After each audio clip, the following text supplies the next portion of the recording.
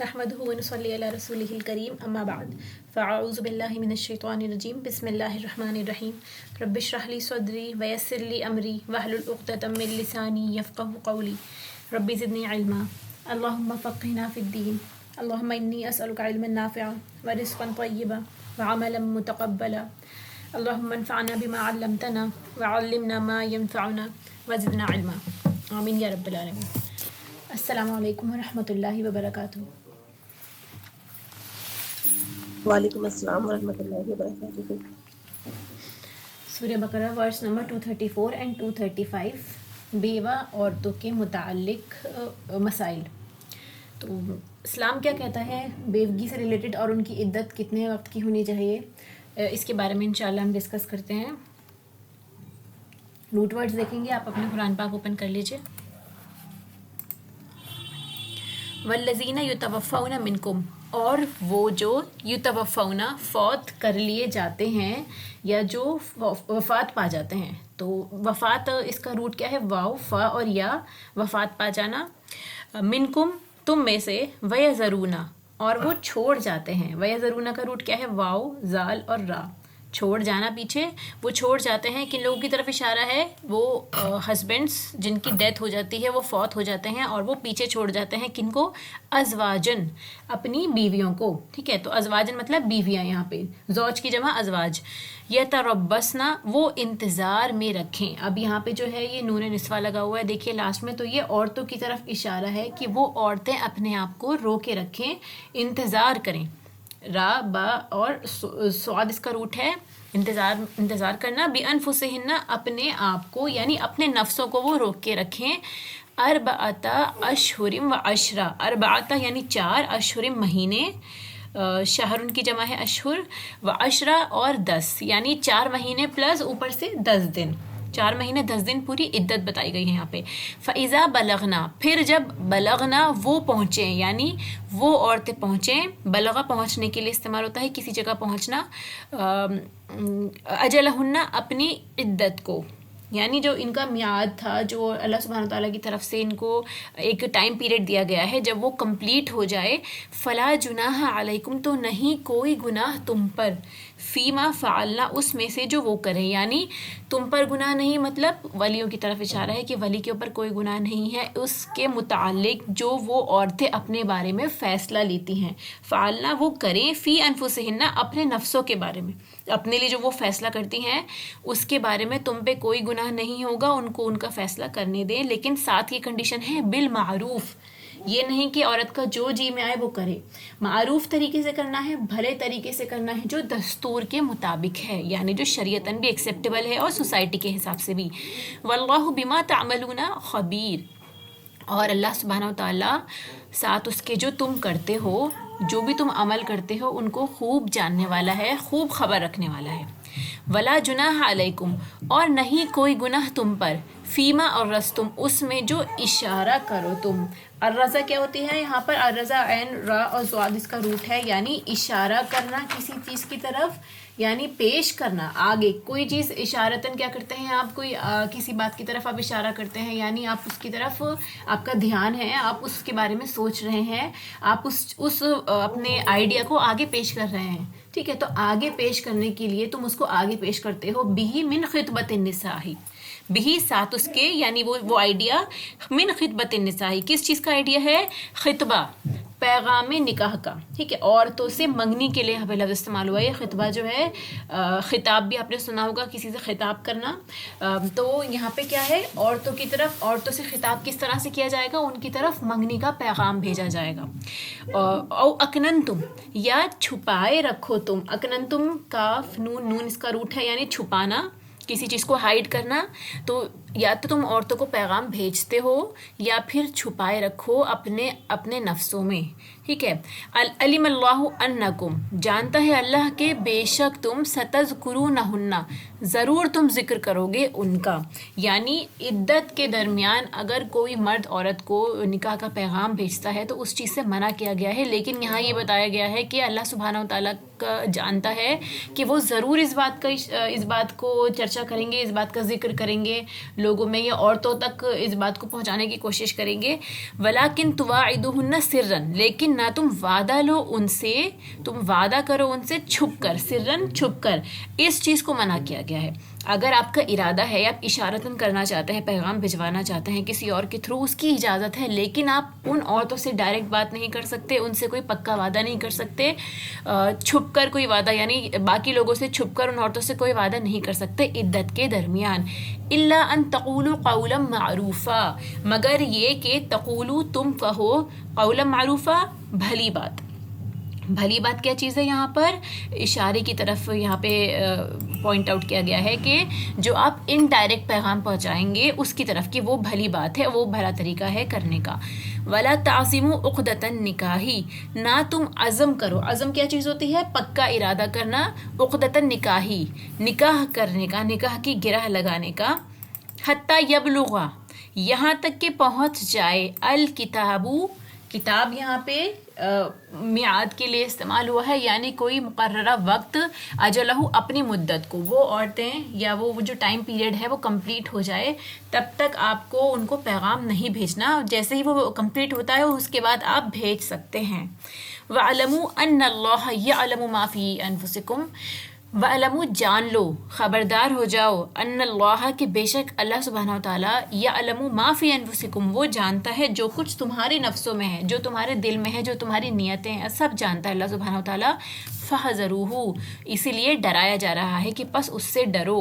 جو تمہارے ارادے ہیں اللہ تعالیٰ ان سے بخوبی واقف ہے، اسی لیے تقوی کے ساتھ سٹیپ لینا ہے. جو بھی چیز آپ کو پتہ ہونا چاہیے کہ آپ کے دلوں کا حال بھی اللہ سبحانہ وتعالیٰ جانتا ہے.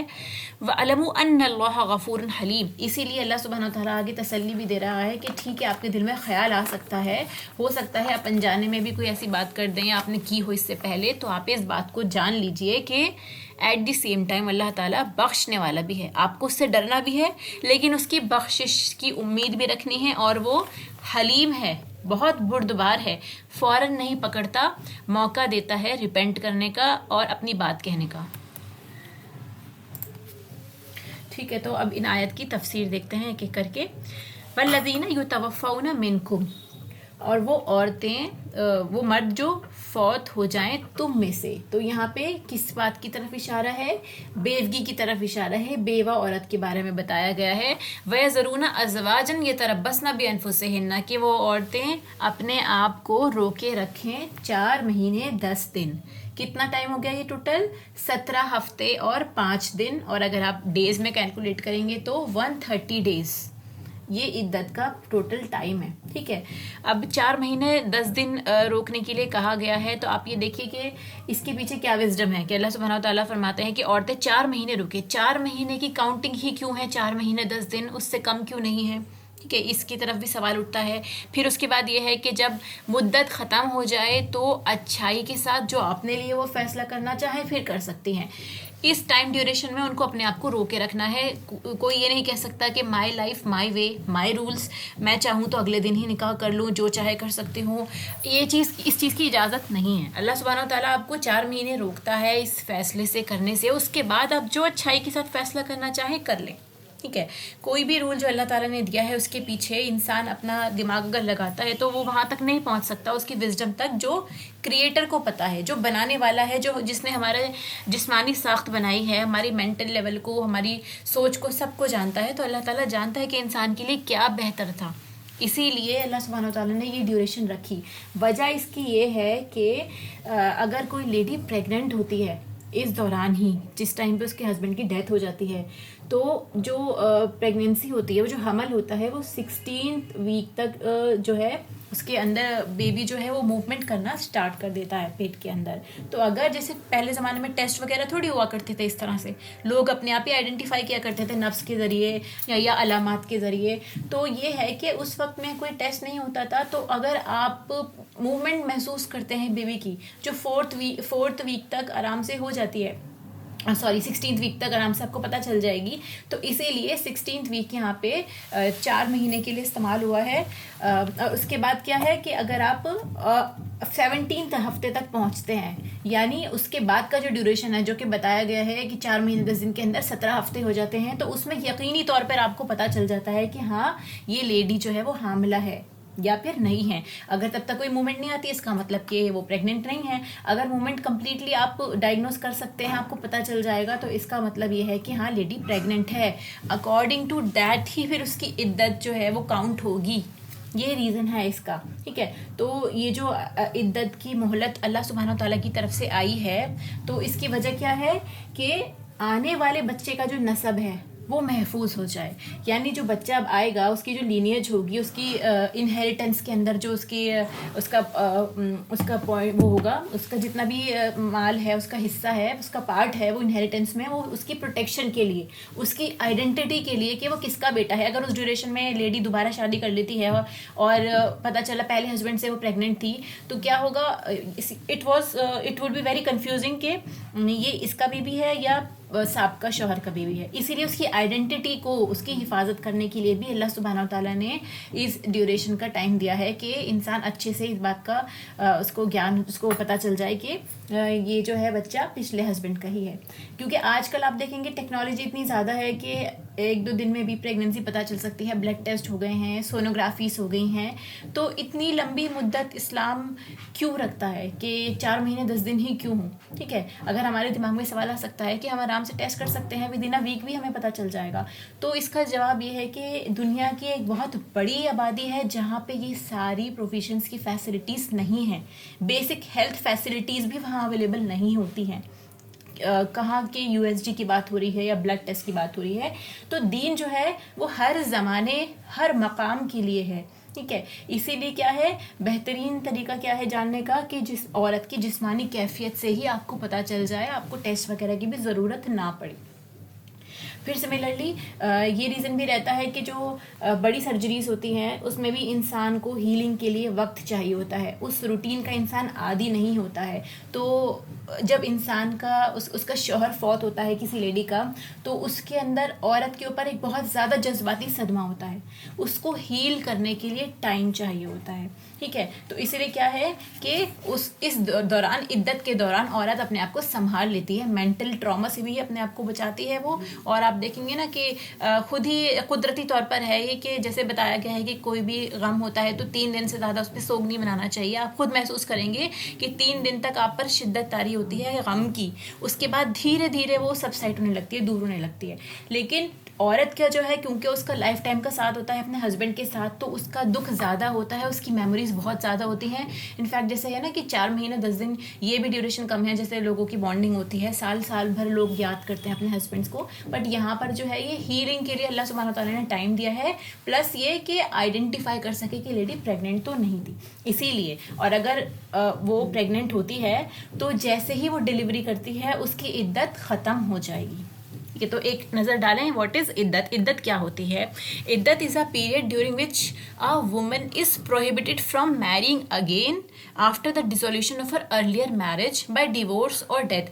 عدت جو ہے ان کامن اگر آپ دیکھیں گے تو کوئی بھی وہ وقفہ جس میں عورت کو یا تو ڈیورس ہوا ہو یا اس کے پچھلے ہسبینڈ کی ڈیتھ ہو گئی ہو, اس ٹائم پیریڈ کو ہم عدت کہتے ہیں. The restriction is impose to a certain whether she is pregnant by the husband, ٹھیک ہے. جیسے ابھی ہم نے پڑھا کہ اگر وہ پچھلے ہسبینڈ سے پریگننٹ ہے, so as to avoid confusion of the parentage, کہ اس کی بچے کی نسل محفوظ ہو سکے.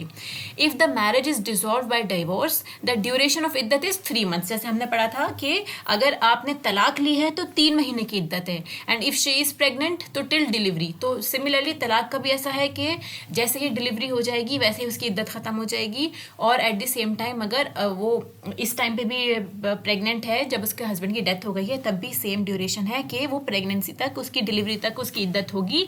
نارمل ڈیز میں کیا ہے, جو نان پریگننٹ لیڈی ہے 4 months and 10 days اس کی عدت ہے,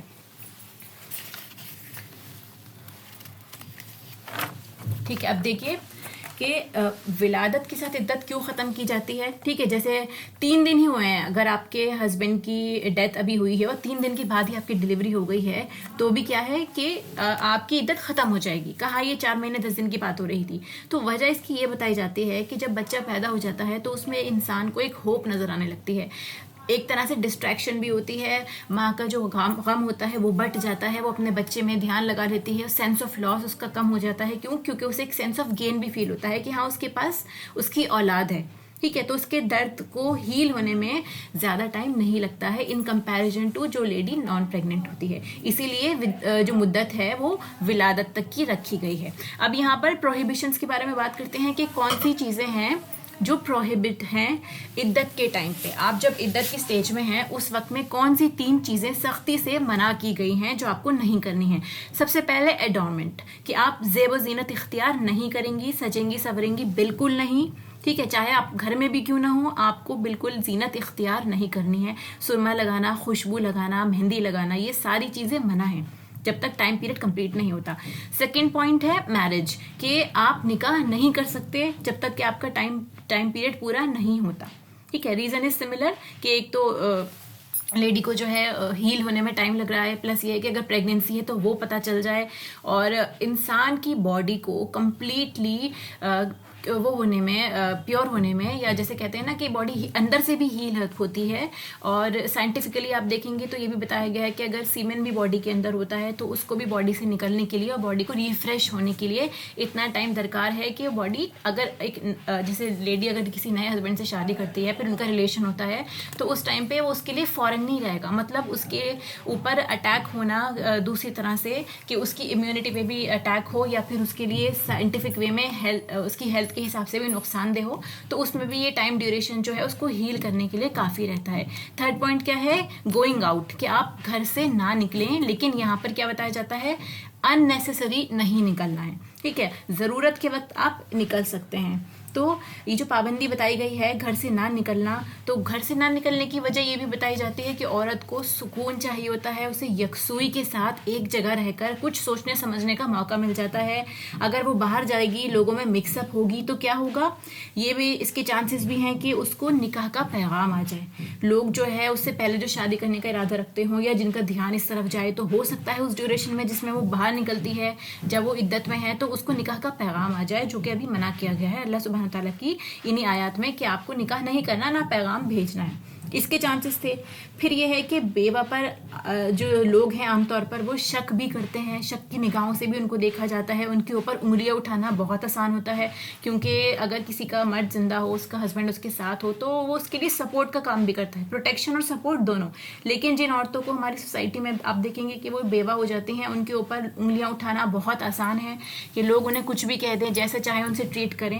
تو اس مشکل سے بھی ان کو بچایا گیا ہے کہ جب تک وہ اور نکاح نہیں کر سکتی، کسی اور سے منسوب نہیں ہو جاتی، تب تک وہ اپنے آپ کو عزت اور احترام کے ساتھ گھر میں حفاظت کے ساتھ رکھیں، ان کی عزت پر بھی حرف نہ آئے.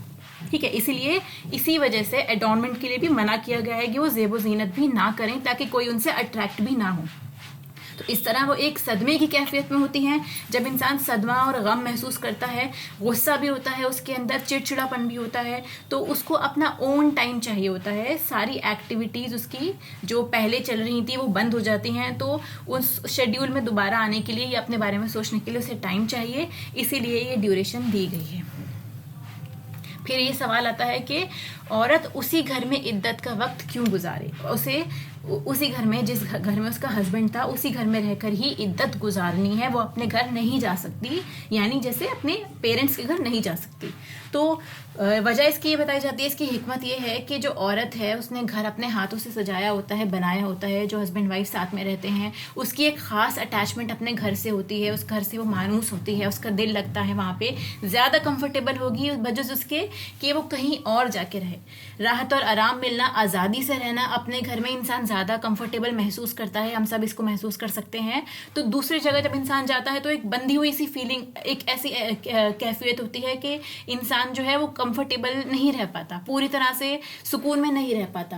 تو لہٰذا عورت سے کہا جا رہا ہے کہ وہ اگر گھر چھوڑ کر چلی جائے، اگر اس کے اوپر یہ رولنگ آ جاتی کہ اسے اس گھر سے جانا ہی جانا ہے، تو کیا ہوتا؟ اس کو دوہرا صدمہ ہوتا. ایک تو اس کا ایک سینس آف لاس بھی ہونا، پلس یہ کہ وہ اس گھر کو چھوڑ کے جاتی ہے تو اس کے اوپر ایک اور ٹراما ہو جائے گا کہ وہ ساری میموریز، وہ سب چیزیں جو اسے ہیل ہونے میں ہیلپ کر سکتی تھیں، تو اس کو ڈبل ٹراما سے بچایا گیا ہے. اسی لیے عورت کے حق کو پروٹیکٹ کیا گیا ہے.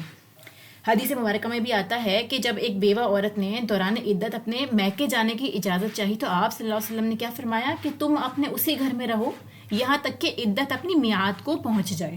ٹھیک ہے، تو عورت کو حکم دے کر آس پاس والوں کو بھی بتایا جا رہا ہے کہ یہ اس کا حق ہے. اسے وہیں رہنا چاہیے. ورنہ بعض اوقات کیا ہوتا ہے, فوت ہوتے ہی لوگ کیا کرتے ہیں, وراثت تقسیم کرنے لگ جاتے ہیں, گھروں پہ قبضہ کر لیتے ہیں, عورتوں کو نکال دیتے ہیں وہاں سے. اس چیز کو منع کیا گیا ہے, اسی لیے ان کو عدت اسی گھر میں گزارنے کا حکم دیا گیا ہے. اور آبویسلی اس کے ٹائم پہ ان کا نان نفقہ, ان کو جو بھی چیزیں جو پروویژنس کی ضرورت ہوگی, گھر کی نیسیسٹیز کی ضرورت ہوگی, تو وہ جو وارث ہوں گے یا جو ان کا اس کا عورت کا ورثے میں حصہ ہوگا, اس سے آپ اس کو پرووائڈ کر سکتے ہیں. پھر اب آتا ہے یہاں پہ اپلیکیشن آف پرفیومس, یعنی خوشبو لگانا. خوشبو لگانے کے بارے میں کیا رولنگس ہیں ایک بیوہ عورت کے بارے میں. تو حدیث مبارکہ میں ہے کہ حضرت ام عطیہ کہتی ہیں کہ ہمیں کسی بھی میت پر 3 دن سے زیادہ سوگ منانے کو منع کیا گیا ہے, سوائے خاوند کے کہ جس پر 4 ماہ 10 دن سوگ کا حکم تھا. اور یہ حکم تھا کہ ان دنوں میں نہ ہم سرما لگائیں, نہ خوشبو لگائیں, اور نہ ہی رنگے ہوئے کپڑے پہنیں. تو یہاں پہ خوشبودار صابن سے بھی منع کیا گیا ہے. اور اس کے علاوہ وہ جو عطر لگانے کے بارے میں جو رولنگ ہے نا, کہ جب مینسز ہو جاتے ہیں تو عورتوں کو جب وہ کلین ہوتی ہیں اس وقت میں وہ اپنے پرائیویٹ پارٹس پہ عطر لگائیں. ٹھیک ہے, اس چیز کو بھی پروموٹ کیا گیا ہے, کیونکہ وہ ایک فیلنگ ہوتی ہے, ایک ناپاک کیفیت ہوتی ہے انسان کے اندر سے, مختلف طرح کی اوڈور آتی ہے. اس وجہ سے اس ٹائم پہ جب وہ پاک ہو کے نہاتی ہے تو اسے پروموٹ کیا گیا ہے کہ آپ اس ٹائم پہ بھی عطر لگائیں. تو یہ سچویشن بھی نہیں ہے لیڈی کے ساتھ میں, اگر اس کو مینسز ہوتے ہیں تو اس ٹائم پہ بھی وہ عطر نہیں لگائے گی, جو کہ سنت سے ثابت بھی ہے اس لیڈی کے لیے, ان عورتوں کے لیے جو عدت میں نہیں ہیں. تو نیز ہمیں جنازے کے ساتھ جانے کے لیے بھی منع کر دیا گیا. عورتیں جو عدت میں ہیں ان کو یہ سارے کام کرنے کے لیے منع کیا گیا ہے. نبی پاک صلی اللہ علیہ وسلم نے فرمایا, کسی عورت کو جو اللہ اور یوم آخرت پر یقین رکھتی ہو, اس کے لیے جائز نہیں کہ کسی میت پر 3 دن سے زیادہ سوگ کرے. ہم سب کو منع کر دیا گیا ہے کہ 3 دن سے زیادہ آپ سوگ نہیں کر سکتے, بجز اپنے شوہر کے. یعنی عورت کو اجازت دی گئی ہے جس کے شوہر کی ڈیتھ ہوتی ہے, جس پر اسے 4 مہینے اور 10 دن تک سوگ منانے کی اجازت ہے. پھر ایک اور حدیث میں آپ کے سامنے بتاتی ہوں کہ حضرت زینب بنت ابی سلمہ فرماتی ہیں کہ میں نے اپنی والدہ ام سلمہ کو یہ کہتے ہوئے سنا ہے کہ ایک عورت نبی پاک صلی اللہ علیہ وسلم کے پاس آئی, کہنے لگی کہ میرا خاوند تو مر گیا ہے, اب کیا اس کے نتیجے میں کیا ہے, رونے سے اس کی آنکھیں دکھنے لگی ہیں, تو کیا ہم سرما لگا سکتے ہیں؟ کہ سرما لگانے کی اجازت چاہیے انہوں نے. تو آپ نے فرمایا نہیں. پھر دوبارہ آپ سے سوال کیا گیا, آپ نے کہا نہیں. تیسری بار جب سوال کیا گیا تب بھی آپ نے نفی میں ہی جواب دیا. یعنی 3 بار اس چیز کو منع کیا گیا ہے کہ آپ آنکھوں میں سرما نہیں لگا سکتے, چاہے وہ آپ کا مقصد اس کے لیے ایک یہ ریزن ہے کہ آپ کی آنکھیں دکھ رہی ہیں تو آپ لگائیں, کیونکہ وہ ایک طرح سے وہ بیوٹیفیکیشن کے اندر ہی آ جاتا ہے, خوبصورت لگتی ہیں آنکھیں جب انسان سرما لگاتا ہے, اس لیے کمپلیٹلی ان چیزوں سے منع کیا گیا ہے.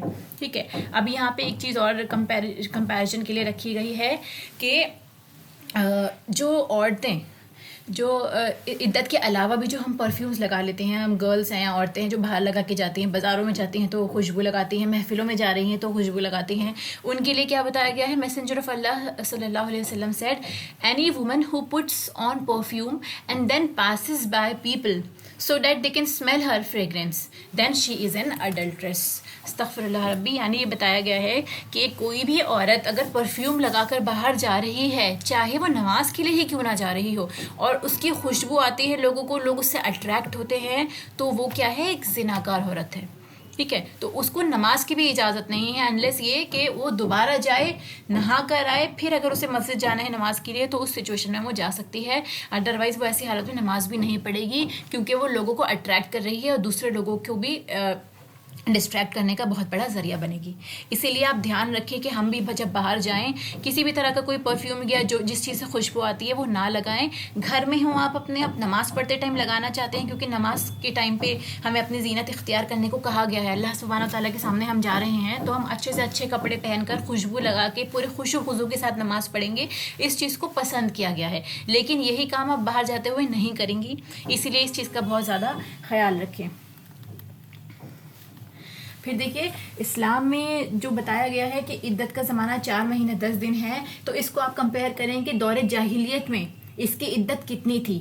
اسلام سے پہلے جب رسول اللہ صلی اللہ علیہ وسلم نے اسلام پیش کیا لوگوں کو، اس سے پہلے جو دور ہوتا ہے وہ دور جاہلیت کہلایا جاتا ہے، کیونکہ لا علمی سے بنا ہے. دور جاہلیت جہالت کیا ہوتی ہے؟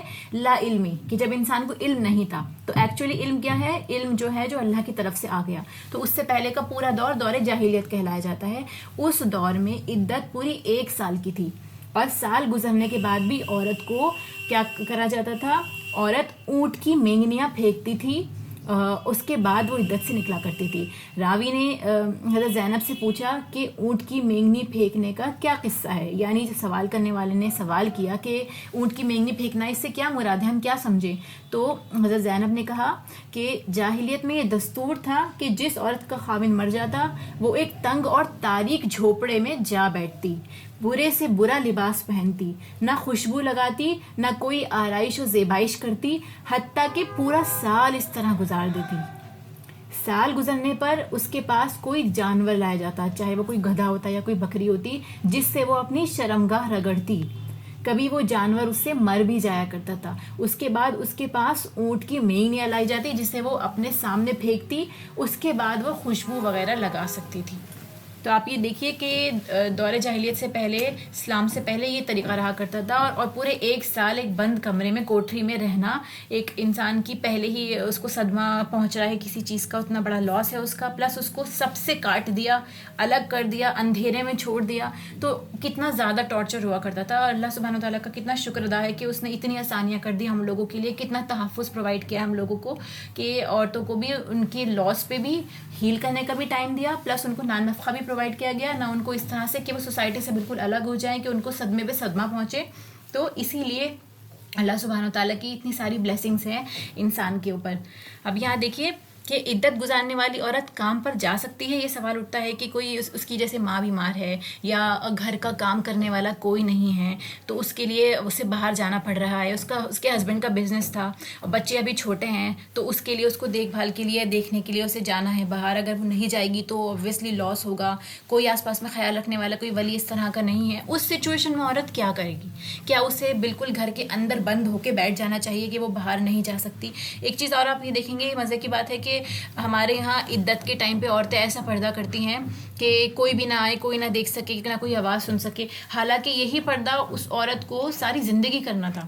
یعنی اسلام نے جو پردے کی رولنگ دی ہے کہ عورت کو نامحرم سے پردہ ویسے بھی کرنا ہے، اس کی آواز اٹریکٹیو نہ ہو، ضرورت کے حساب سے بات کرنی ہے، خوشبو وہ نہیں لگا سکتی، اننیسیسری وہ باہر نہ نکلے، رات کے وقت اسے گھر میں آنا چاہیے، اور زیادہ بات نہیں کرنی چاہیے نامحرم سے. یہ ساری رولنگس جو ہیں یہ ایک نارمل عورت کے لیے بھی ہیں. تو عدت کے وقت میں انسان کے اوپر اتنا بھاری کیوں پڑتا ہے یہ ساری چیزیں؟ کیونکہ نارمل روٹین میں ہم لوگوں کی عادت نہیں ہے. ٹھیک ہے، جبکہ یہ تو معمول ہونا چاہیے ایک مومنہ کا. ایک اسلام میں جو عورت کو بتایا گیا، اس کو رولنگز دی گئی ہیں، تو یہ تو اس کی نارمل لائف میں روٹین تھا ہی، تو اس کے لیے اتنا بھاری نہیں ہوتا یہ ساری چیزیں. تو اسی لیے یہاں پر جو یہ بتایا گیا ہے کہ عورت باہر جا سکتی ہے، اس کے لیے میں آپ کے سامنے یہ حدیث رکھتی ہوں نسائی کے اور ابو داؤد کی، کہ یہ پوچھا گیا کہ the woman who is observing idda may go out and do errands during the day whether she is divorced or widowed. ٹھیک ہے، تو یہ پوچھا گیا نا کہ عورت اپنے کام کرنے کے لیے، ضرورت کے لیے باہر جا سکتی ہے، چاہے وہ ڈیورسی ہو، اس کا طلاق ہوا ہو، یا وہ بیوہ ہو. تو اس کے بارے میں بتایا گیا ہے کہ narrated by Jabir who said, my maternal aunt was thrice divorced and she went out to harvest her palm trees. ٹھیک ہے، جو عدت کے وقت میں، جس وقت میں عورتوں گھر میں ہی رہنا ہوتا ہے، اس وقت میں ان کو باہر جانا تھا اپنے فصلوں وغیرہ کو دیکھنے کے لیے. a man met her and told her not to do that. ان کو روکا گیا اس چیز سے کہ آپ عدت کے وقت میں باہر نہیں جا سکتی. she mentioned that to the prophet صلی اللہ علیہ وسلم and he said, جب انہوں نے رسول اللہ صلی اللہ علیہ وسلم سے اس کے بارے میں بات کی تو انہوں نے کیا فرمایا کہ go out and harvest your palm trees.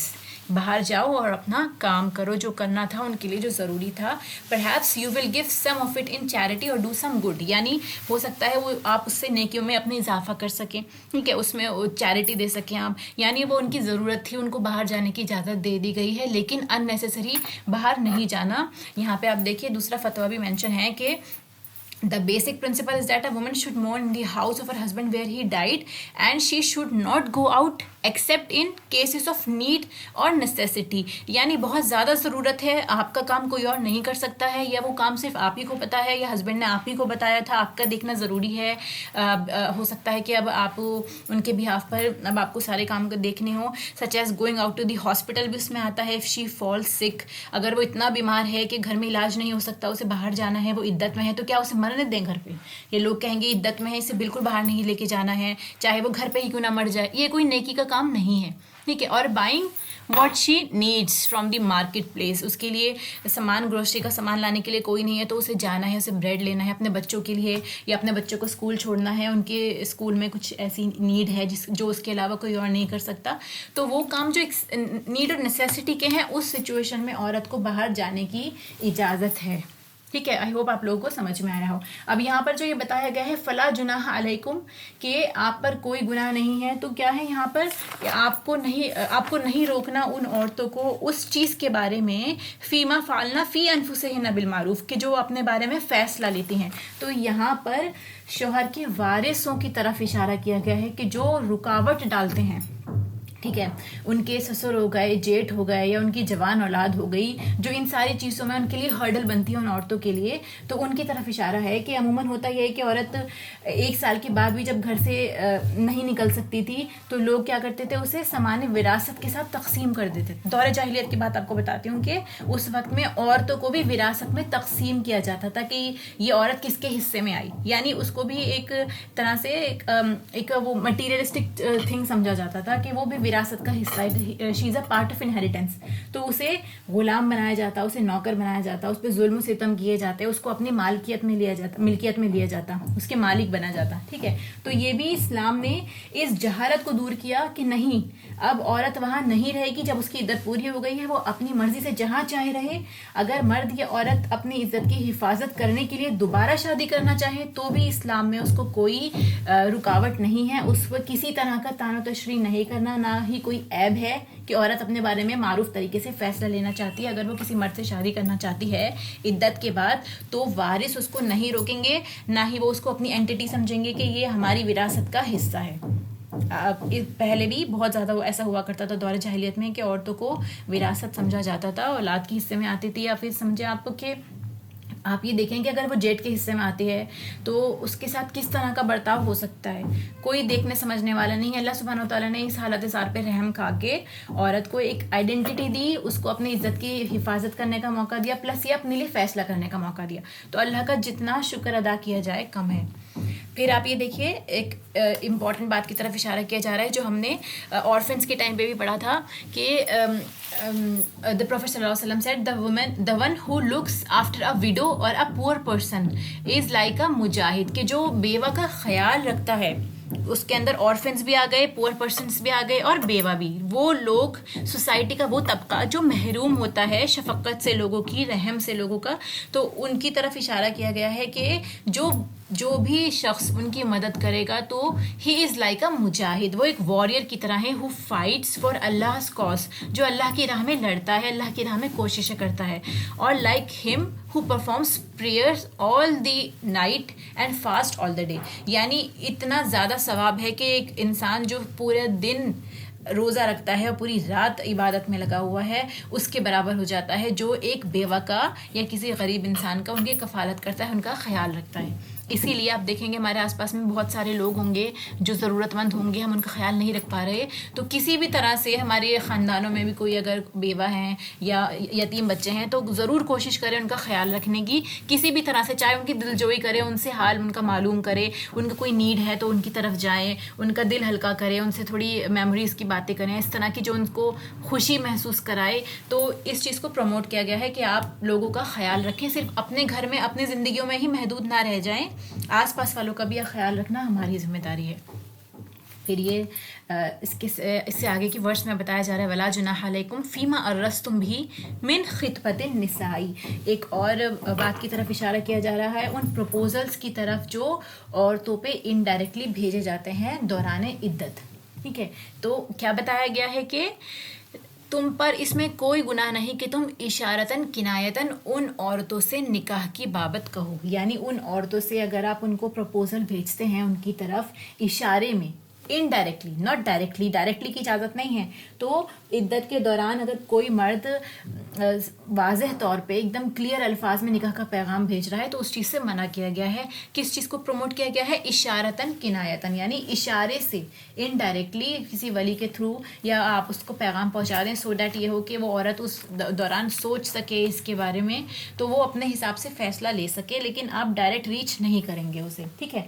تو اس کے بعد کیا بتایا جا رہا ہے کہ اپنے دل میں آپ نے پوشیدہ کی ہے یا کسی کو بتا دی یہ بات. اللہ تعالیٰ کو علم ہے کہ تم ان کو ضرور یاد کرو گے، ان کا ذکر کرو گے. ٹھیک ہے. تو عموماً بیوہ کا ذکر کرتے ہوئے لوگ کیا کرتے ہیں گھروں میں کہ جب باتیں ہو رہی ہوتی ہیں بیوہ کے بارے میں تو اس دوران میں ہو سکتا ہے کسی مرد کے دل میں اس عورت سے شادی کا خیال آ جائے، تو اس خیال پر پکڑ نہیں ہے انسان کی. اللہ تعالیٰ کو پتہ ہے کہ تم یاد کرو گے. ذکر کرنے سے یہاں پہ کیا کیا چیز مراد ہے کہ آپ کے دل میں بھی ان عورتوں کا خیال آ سکتا ہے، یا پھر آپ کسی سے بول کر ڈسکس بھی کر سکتے ہیں، مشورہ لے سکتے ہیں، کسی سے اپنے دل کا حال بیان کر سکتے ہیں. اس چیز کی اجازت ہے. لیکن تم ان عورتوں سے چھپ کر وعدہ نہیں کرو گے، مگر یہ کہ معروف بات، یعنی اشارے سے کہنا اس کی اجازت ہے، ان سے چھپ کر بات نہیں کرنی ہے. ٹھیک ہے. اور نکاح کرنے کا پکا ارادہ نہ کرو. عقد نکاح جب تک کہ عدت ختم نہ ہو جائے، جب عدت پوری نہ ہو جائے تب تک آپ کو ان سے اس شادی کے بارے میں بات نہیں کرنی ہے. اس کے بعد بات پکی کر سکتے ہیں. اس دوران نہ آپ ڈیٹ فکس کریں گے نہ ہی انگیجمنٹ کریں گے. اگر تم کچھ بھی ان کاموں میں سے کرو گے تو اللہ کو تو سب پتہ ہے. وہ ظاہری جو بھی ہمارے دلوں میں ہے وہ بھی، اور جو ظاہر ہم کر رہے ہیں وہ بھی، دلوں کے بھید بھی اللہ تعالیٰ جانتا ہے. تو اس لیے کیا فرمایا کہ تم لوگوں سے خوف مت کھاؤ، اللہ سے خوف کھاؤ. تم اس سے خوف کھاتے رہو، یہ بھی جان رکھو کہ اللہ تعالیٰ بخشش اور علم والا ہے. حلم والا، تو یہاں پر علم لکھا ہوا ہے، ایکچولی بردبار حلم والا ہے. تو اسے لوگوں کی کمزوریوں کا پتہ ہے، اس کے بعد بھی وہ لوگوں کو ڈھیل دیتا رہتا ہے، معاف کرتا ہے، درگزر کرتا ہے. ڈھیل کس طرح سے کہ آپ اس ڈھیل سے دھوکے میں نہ پڑ جائیں کہ اللہ تعالیٰ نے ڈھیل دے رکھی ہے، وہ فوراً نہیں پکڑ رہا، وہ پکڑ بھی سکتا ہے انسان کو. دونوں جو ٹریٹس اللہ کی بتائی جاتی ہیں ساتھ میں، جیسے آپ دیکھیں گے کہ اللہ تعالیٰ سخت سزا دینے والا بھی، اللہ تعالیٰ معاف کرنے والا بھی، یہ چیزیں ساتھ میں بھی پوائنٹ آؤٹ ہوتی ہیں کبھی کبھار کچھ آیات میں. یہاں پہ بھی ہے کہ اللہ تعالیٰ دل کا حال بھی جانتا ہے، ساتھ میں یہ کہ وہ آپ سے باخبر بھی ہے، معاف بھی کر دے گا. وہ آپ کی پکڑ سے بھی جو ہے قاصر نہیں ہے، آپ کو پکڑ سکتا ہے. تو یہ ساری جو شرائط ہیں بیوہ اور طلاق یافتہ کے لیے، دونوں کے لیے ہو سکتی ہیں. کیا کیا شرائط ہیں آپ یہاں پہ دیکھیں گے کہ اگر منگنی نکاح کا پیغام آپ کو بھیجنا ہے تو اس کی 3 صورتیں بنتی ہیں. ٹھیک ہے. کسی بھی لیڈی کو جو وڈو ہے یا پھر وہ ڈیورسڈ ہے تو اس کے لیے 3 صورتیں بنتی ہیں. سب سے پہلی صورت کیا بنتی ہے کہ حرام کی صورت. کیا حرام ہے کہ آپ کھلم کھلا پیغام نہیں بھجوائیں گے بیوہ عورت کو. چھپ کر دینا جائز ہے. چھپ کر مطلب کہ کسی اور کو ڈائریکٹ نہیں دینا ہے آپ کو پیغام. پھر دوسرا یہ آتا ہے کہ جس عورت کو طلاق رجعی ہوئی ہے، یعنی وہ عورت ہے جو رجوع اپنے ہسبینڈ سے کر سکتی ہے، یعنی ایک طلاق ہوئی ہے یا اسے صرف 2 طلاقیں ہوئی ہیں تو وہ طلاق رجعی کہلاتی ہیں، جس میں رجوع کر سکیں. تو اس میں کیا ہے، مکمل طور سے حرام ہے ان کے اوپر ان کے پاس پیغام بھیجنا ڈیورنگ دا عدت کے ٹائم پہ. نہ آپ چھپ کر بھیجیں گے اور نہ آپ کھلا پیغام بھیجیں گے پوری طرح سے، کیونکہ وہ لیڈی آزاد نہیں ہوئی ہے، وہ بھی اپنے ہسبینڈ سے ریلیشن میں ہے. رجوع کا ٹائم دیا گیا ہے، جب 3 مہینے اس کی عدت کے پورے ہو جائیں گے اس کے بعد آپ اسے پیغام بھیج سکتے ہیں. اس دوران میں آپ نہ ہی اشارتاً اور نہ ہی ڈائریکٹ اس کو پیغام دے سکتے ہیں. اب تیسری کنڈیشن کیا آتی ہے، جس عورت کو طلاق بائنہ ہو گئی، یعنی 3 طلاقیں اس کی ہو چکی ہیں، یا جس عورت نے خلا لے لی ہو، یا جس نے اپنا نکاح فسخ کرا لیا ہو، اپنا نکاح ختم کرا لیا ہو قاضی کے پاس جا کر.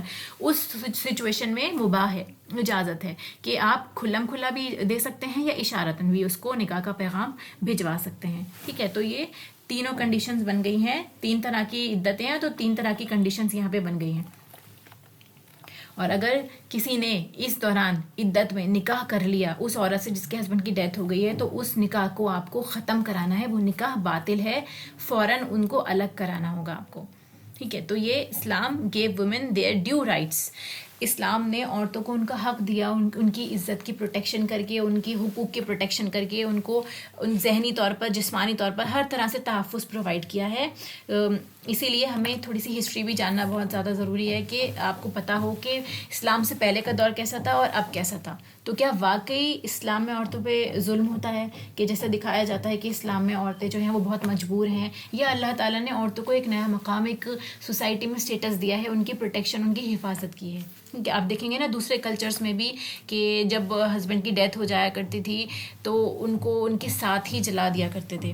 ٹھیک ہے، تو یہ بھی اس چیز کو بھی بالکل بھی پروموٹ نہیں کیا. اسلام اس چیز سے بالکل بھی راضی نہیں ہے، کیونکہ اس میں عورت کا اس کے جو ڈیتھ کا ٹائم ہے وہ اللہ تعالیٰ نے فکس کر رکھا ہے. آپ کسی کو زبردستی نہیں جلا سکتے. ویسے بھی جلانے کا جو عذاب ہے کہ اگر آپ کسی کو جلاتے ہیں بہت شدید ہے. یہ حق صرف اللہ کا ہے کہ اللہ سبحانہ و تعالیٰ جس کو چاہے سزا دے، اور ویسے بھی جہنم کی آگ تیار کی گئی ہے ان لوگوں کے لیے جو گنہگار ہیں. تو اسی لیے اللہ تعالیٰ نے اس چیز سے بھی حفاظت فرمائی ہے کہ آپ کو عدت کا ٹائم دیا گیا ہے پورا، اور اس کے بعد آپ ری میری کر سکتے ہیں. اللہ کا شکر سے آیت ہماری کمپلیٹ ہو گئی ہیں دونوں. بیوہ کے بارے میں ان کے مسائل کمپلیٹ ہوتے ہیں. اس کے بعد عورتوں کے اور مسائل جو ان سے طلاق سے ریلیٹڈ ہیں کہ اگر کسی کا نکاح ہو گیا ہے اس وقت میں اگر ان کی طلاق ہوتی ہے تو مہر طے ہونے سے پہلے اگر طلاق ہو جاتی ہے، یا اور جو جتنی صورتیں ہوتی ہیں انشاءاللہ اس کے بارے میں ہم نیکسٹ کلاس میں ڈسکس کریں گے. وآخر دعوانا الحمدللہ رب العالمین. سبحانک اللہم وبحمدک، اشہد ان لا الہ الا انت، استغفرک واتوب الیک. السلام علیکم ورحمۃ اللہ وبرکاتہ.